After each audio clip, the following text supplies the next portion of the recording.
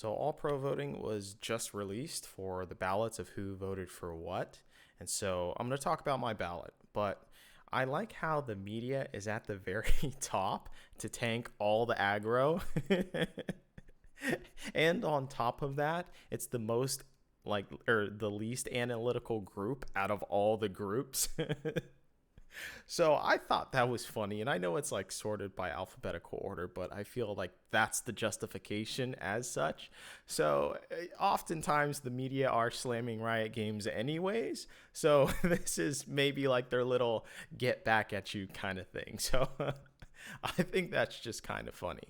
Uh, but I also too like how they ask for your alias and then they don't include your alias. So it's funny because most people aren't even going to know who I am on that list to begin with. So thanks a lot, Riot Games. But also shout out to Xander from Nerd Street being the only qualified media member to vote because he's like Master Tier Plus. So shout out to him. I didn't even know he still was doing writing and interviews, so that's kind of cool.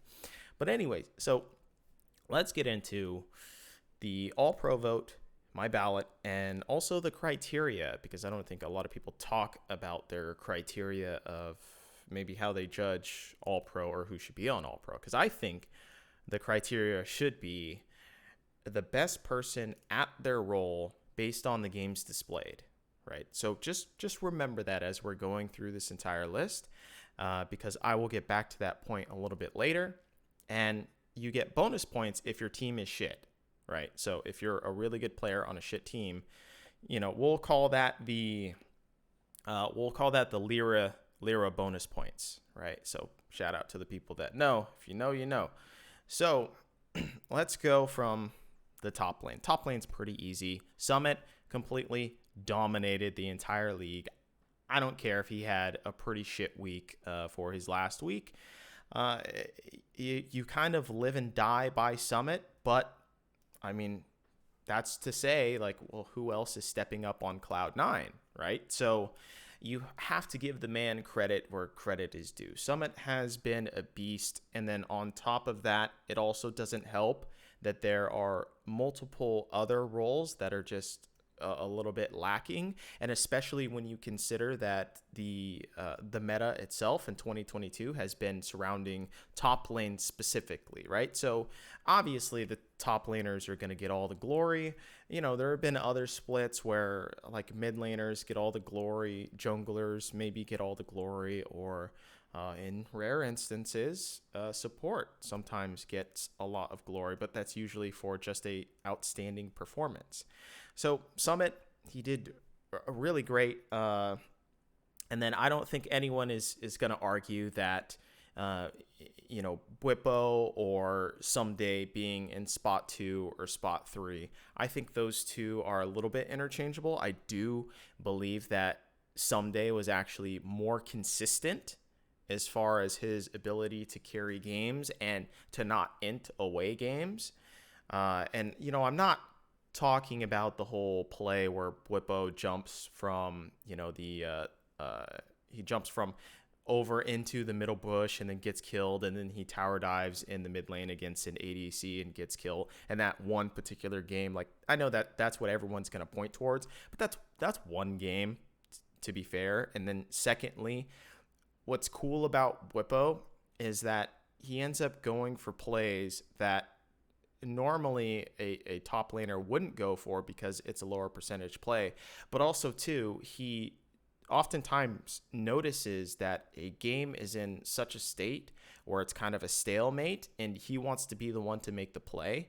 And I find that style kind of respectable in a sense. So, and you kind of have to have one of those guys on your team regardless. And sometimes he's going to look like the idiot, which on TL, it's very easy to look like the idiot on TL because a lot of the players are, safe looking players. So Bwipo is always going to be that volatile one. And that's just something that comes with the territory when you get Bwipo on your team. It's kind of like when you get Jizuke on your team, although I never really fully liked Jizuke's style because it revolved around people revolving around his style and he was less adaptive to his entire team environment than I think someone like a Bwipo is. So therein lies their difference between those playstyles. But so, anyways, for jungle, Santorin, I think it's pretty obvious. Now, you could say that Blabber is also, someone that you would vote first for All Pro. Now, I think that relies, I guess, on your difference of mindset of which style you actually prefer, right? Because obviously Blabber is the more aggressive style versus you have Santorin, which is just smart jungle pathing and whatnot. Although I feel like that jungle pathing has declined a little bit because previously we saw his pathing be quite excellent, especially on FlyQuest when you consider some of the creative level 1 to level 2 ganks that he would do, or rather level 2 ganks that he would do. And I felt like that creativity has kind of fallen off just a tad bit, not insanely, because it seems like he still does have good jungle pathing from what I can judge. I'm not saying I'm an expert at that, but I think the level 1, level 2, like kind of jungle pathing is pretty easy to see if you're just paying attention to the mini map, at the very beginning of the game. But so yeah, I could see voting for either of these guys, number 1, number 2, right? Number 3, I think Jose Dioto actually deserved this one, just slightly above what I would consider the number 4 or number 5, which is interchangeable, which is Inspired and Pride Stalker. I was debating, this was one of the harder roles actually to choose as far as the third person, but I think Inspired performed pretty well on EG. I thought he got a lot done as far as whenever Jojo Pyun would have aggression in the mid lane and actually keep up that aggression. I thought he supported that very well and facilitated that incredibly well. He also facilitated the ability for impact in order to carry at some moments in a couple of different games. So I just think overall he performed very well. He gelled pretty well with the pieces that he was given in Evil Geniuses. And then when, Jojo Pyun went a little bit haywire in a couple of games, there's not very much that you can do. And that's the same thing with your bot lane maybe faltering at sometimes. Although I think Inspired and Vulcan actually had a pretty good amount of synergy and whatnot. Pride Stalker, he does get bonus points above what I would consider closer in terms of what I said. If your partners aren't that great, right? And it's certainly, I think 100 Thieves has a more powerful roster than does Golden Guardians, right? I think all of us can see that at this point. So Pride Stalker, I thought he performed incredibly well. And with him and, Ablaze Olive, he's decent in the mid lane. And then you had Licorice, which had, I think he had on and off games throughout the split. And so he was either on or he was either really off. So yeah, that is difficult to deal with. And I think Pride Stalker actually showed that he could facilitate an entire team and he could actually get wins on the board by himself. But Jose, I thought, just had some really pop-off games. He had, one of the weaker top laners, in terms of he had Kumo, right? So I don't know how you win the top side or how you really get access to what is the meta of 2022 when you have a weak topside player. Then it becomes very difficult to play the game, actually, right? That's what we see with Dignitas a lot of the times. So yeah, I just think Jose definitely deserves to be at least third on the All-Pro ballot. That's why I put him there, right? So Bjergsen, mid lane was really weak, actually.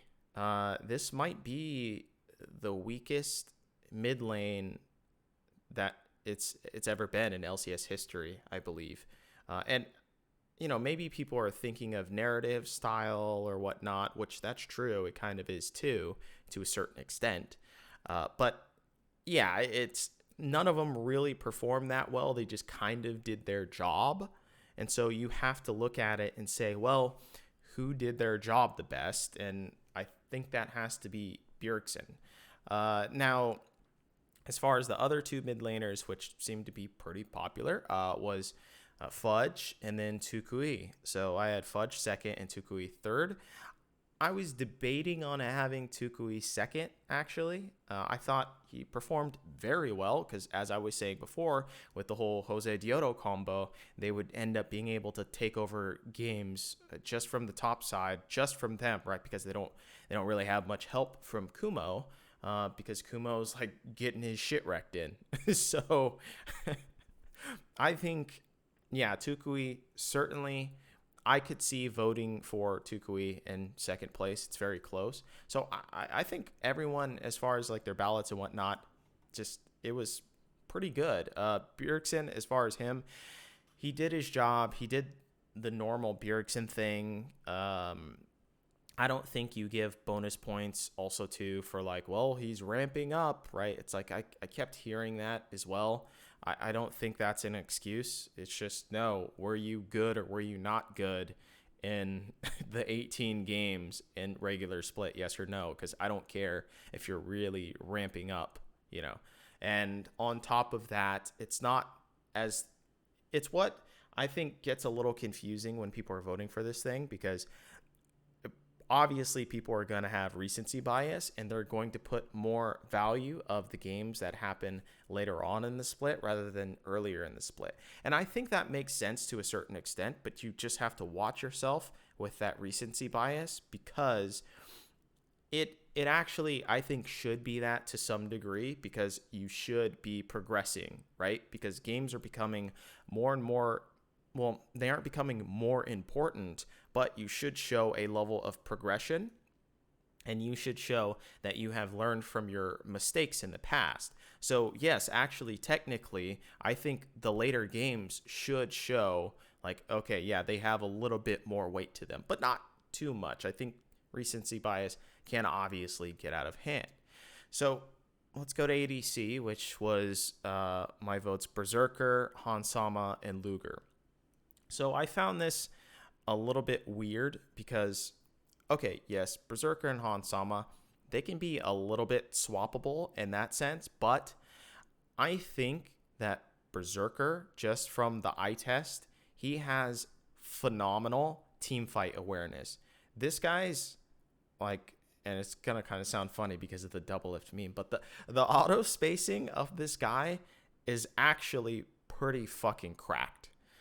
He seems to know exactly what CC is going to happen where at what time and who has what CC available on the enemy squad.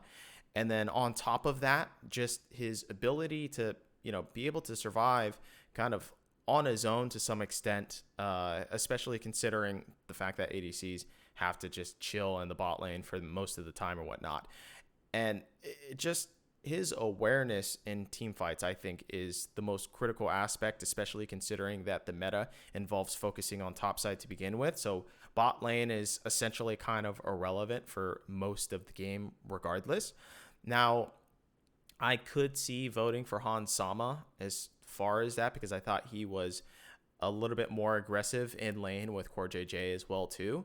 So I could see that to be some factor to some extent, but I found that Berserker's actual team fighting was substantially better than Hansama. And I know that sounds like I'm flaming Hansama, that his team fighting is actually bad. It's good. It's really good.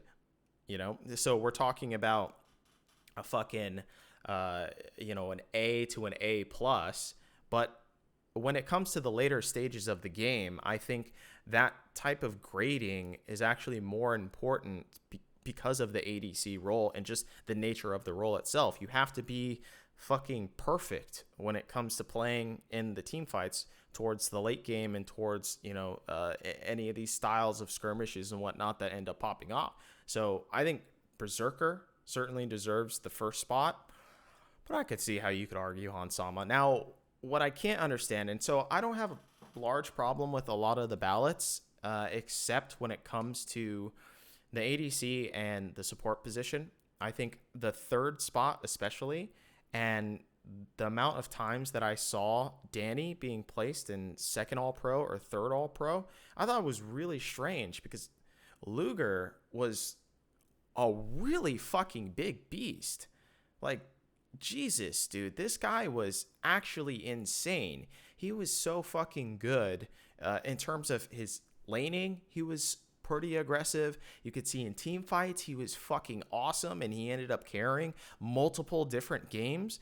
Like, and then on top of that, he's on a bottom tier team. Like, you know, what more do you really want? And I give especially a lot of bonus points for, you know, having a pretty bad team and a pretty bad split. So I think Luger actually performed above and beyond.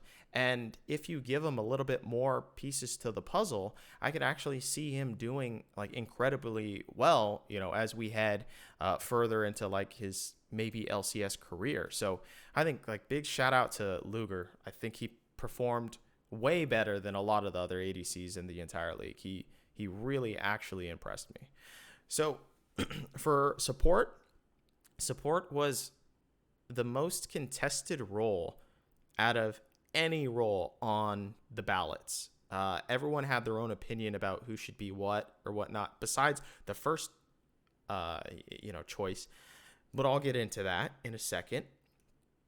And I think this was the hardest role to vote for. Well, it's traditionally the hardest role to vote for. So most oftentimes you're going to see a very high variance for this role because it relies on the eye test more than any other role by far.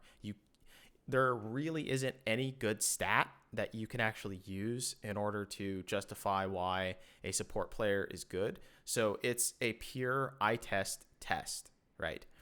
So I picked Winsome in first, Biofrost, and then Afromu, right? Now, why I think Winsome is actually pretty good for the majority of the split was essentially when you look at how any of these team fights actually happen when they do happen and how his ADC always has safety, you know, as far as like Berserker, I think that is in part because of Winsome and just how he navigates team fights. I think he does that incredibly well. He also is, you know, on time to objectives and whatnot. He knows how to do his vision game.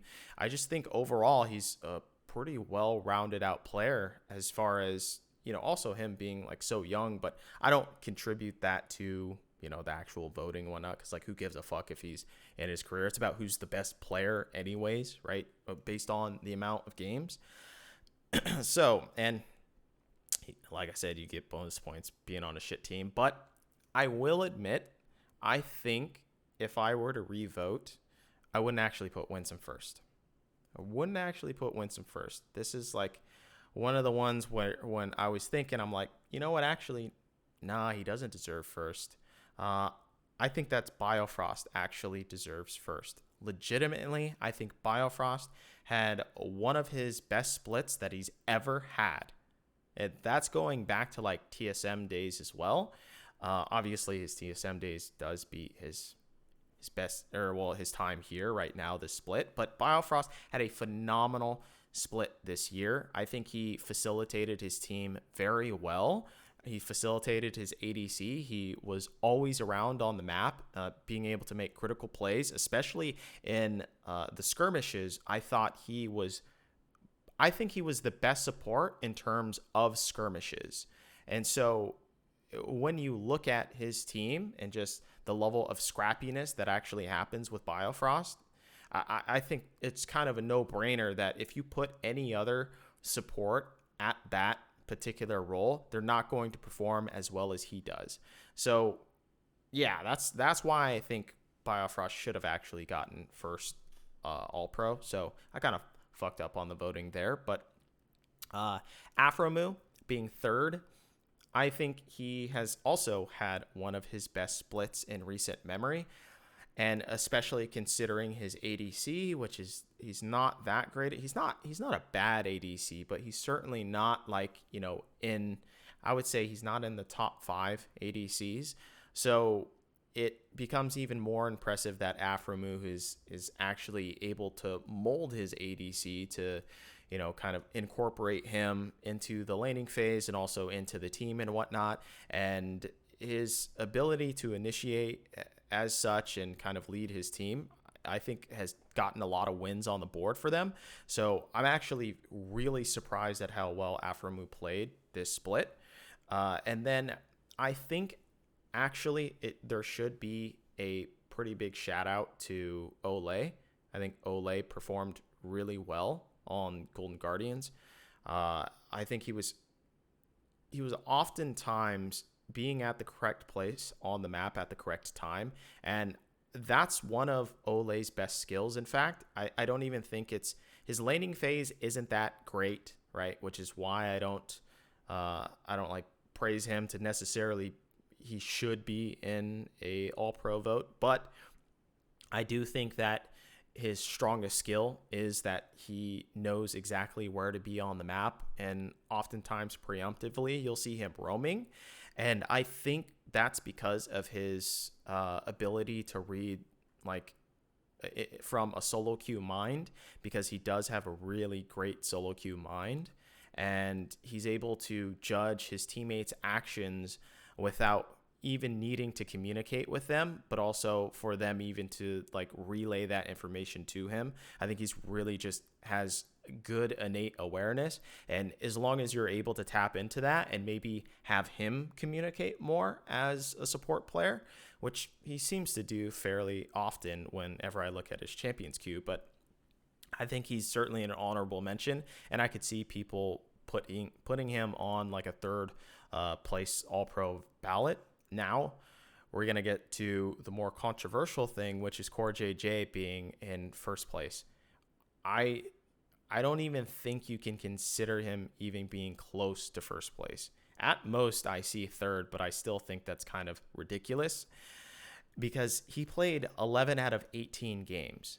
Now, granted, that wasn't his fault, right? He had to get his green card and stuff, and he was here, and they had to swap him in and out and whatnot. So, yes, I get that, but that's not the point. And that's also not what this vote is for, right? It's not about who's the best player overall, right? Because if that is how you vote all pro, I could see as to why you would put Core JJ in there. But as I said before, my previous criteria was that all pro is based on essentially the best player based on the games that have been displayed, right? And so when you have a smaller pool of games displayed, then it becomes a little bit unfair, right? I like to make the analogy of, playing a game of Mario Kart, right? And we play 2 games or 3 games, and I win 100% of those games, and then I'm like, fuck it, I resign, as champion. When you used to do that shit as a kid, and keeping your 100% win rate, and it's just well, yeah, but your sample size is so small, so you really can't say that you're the best fucking player, right? You didn't even play that many games. That's the same thing with Core JJ. Now, you have to consider, okay, well, yeah, but if he did play the rest of those games, he probably would have been the best. Yes, probably, but we don't actually know for a fact if he would have or not.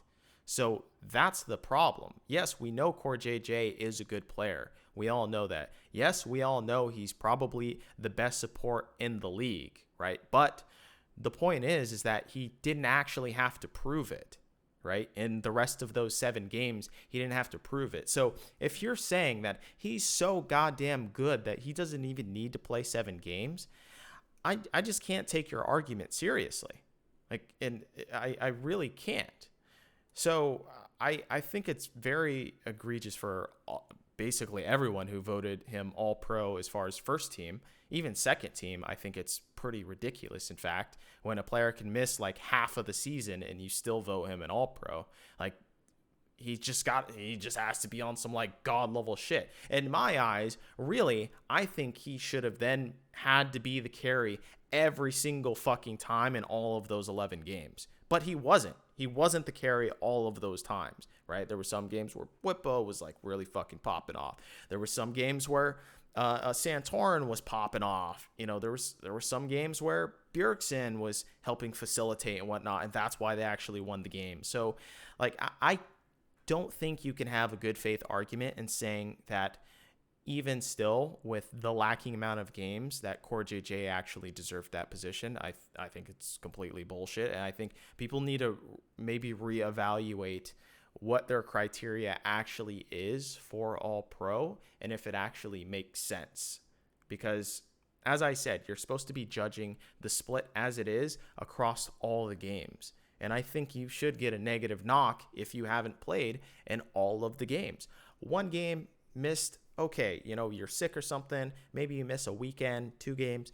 Sure, but to miss like half of the split, I think is just completely ridiculous, and yet still make All Pro. So I thought a lot of support players also got snubbed, in that because of Core JJ.